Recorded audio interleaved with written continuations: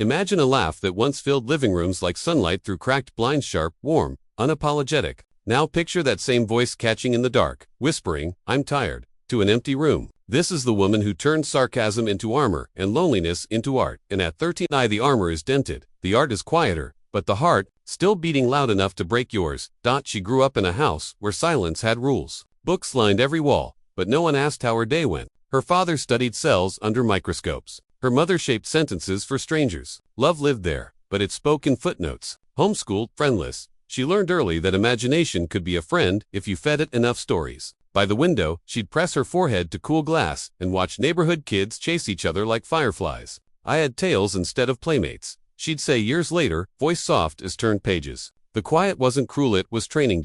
Then came the move. 14 years old, boxers rattling in a station wagon, Pennsylvania pines traded for Los Angeles smog. Auditions smelled of burnt coffee and desperation. One casting director squinted and said, "You're not the type we're looking for." She swallowed the sting, smiled, and came back the next week. Bus fare ate dinner money. Headshots meant skipping groceries. Nights, she clutched scripts on flickering street corners, praying the city wouldn't swallow her whole. But every no sounded like her childhood hush familiar, survivable. A tiny role on a cable drama gave her 15 seconds of oxygen. Then came bit parts, indie flicks, a scream and a slasher sequel. Each credit was a foothold on Slick Rock. In 2007, she landed opposite a gentle-eyed boy named Anton. Between takes, they shared stale coffee on concrete steps, trading fears like baseball cards. He never raised his voice. She never lowered her guard. For the first time, someone saw the girl behind the punchlines. When the film wrapped, she carried his kindness like a pocket stone, smooth, warm, impossible to lose. Hollywood finally blinked. A quirky, indie romance. A superhero sidekick with perfect timing. Then the sitcom that detonated, 2 waitresses, 1 diner, 6 seasons of lightning in a bottle. Overnight, 19 million people invited her into their Monday nights. Syndication checks rolled in thick enough to choke on. Billboards screamed her face from coast to coast. But 16-hour shoot days blurred into one long fluorescent headache. Makeup chairs became nap pods. Laughter tracks drowned her own pulse. She woke, unsure where the character ended, and the exhaustion began. Critics sharpened knives on the show's edge. Tabloids measured her waistline in inches of shame. She smiled through every headline, but mirrors grew heavier. Then, without warning, an email. Cancelled. No finale, no farewell cupcakes. Just a soundstage frozen mid-scene. Open signs still buzzing for a diner that would never reopen. She sat in her dressing room, reading lines she'd never deliver. Highlighter dried, like old blood. "I cried for weeks," she admitted later. Voice cracking like thin ice. If this story already hurts, do one small thing, share it. Let someone else remember they're not the only one who's lost a whole world in a single sentence. Silence rushed back in, louder than applause. For the first time in years, Monday held no call sheet. She wandered her house like a ghost haunting her own life. Then, June 2016, delivered a crueler blow. Anton, 27, bright as sunrise, was gone. A freak accident, a recalled car, a driveway that shouldn't have mattered. She dialed his number until the ring became a scream only she could hear. At the memorial, she touched his photo and managed 4 words. "Thank you for seeing me." The guitar chord that followed trembled like a held breath.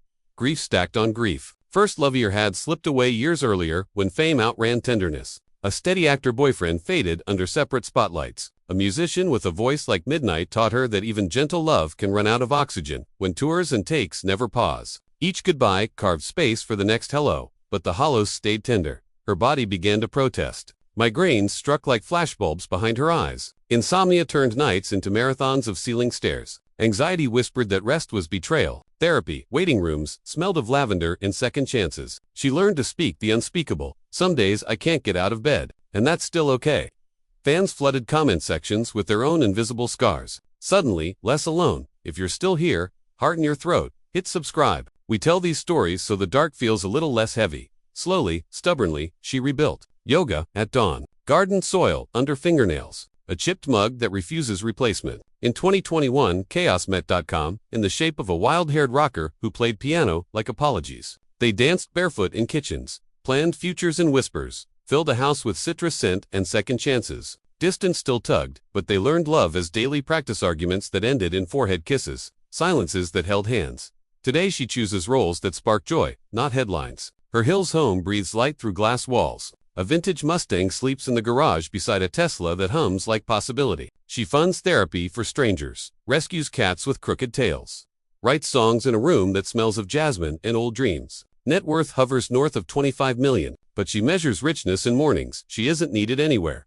Some nights she lights a candle for her father gone too soon. Proud from wherever Souls Wachan plays one piano note per year without him. Grief lives beside her now, a quiet roommate who pays rent in perspective. When migraines return, she breathes through them. When insomnia knocks, she invites it in for tea and tells it stories until it leaves. She is 39.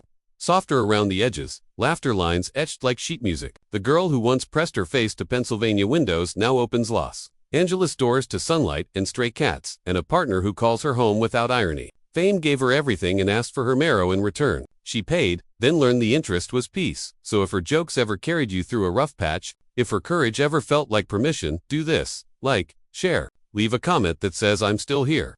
Because the truest applause is another heart choosing to keep going. And somewhere, in a garden heavy with night bloom, a woman who started with silence is teaching the dark how to sing.